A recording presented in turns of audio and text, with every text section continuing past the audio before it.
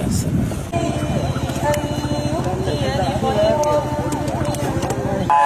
لا لأنه صام غلطه بالطريق.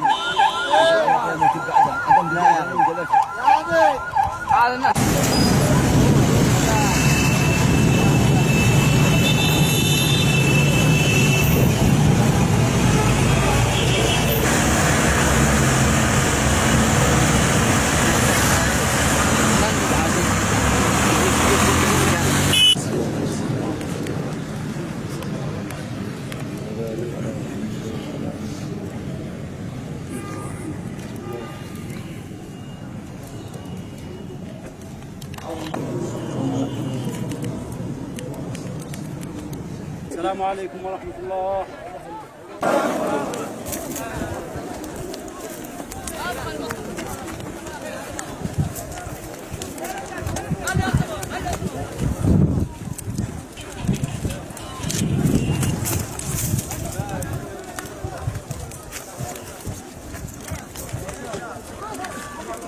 الله أكبر.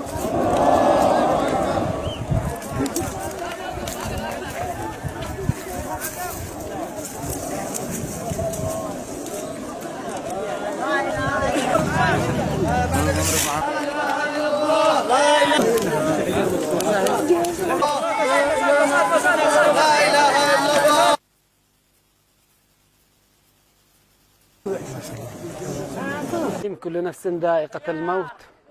اليوم أتينا لتشييع الشهيد يحيى القاسم في مديرية ريف إب.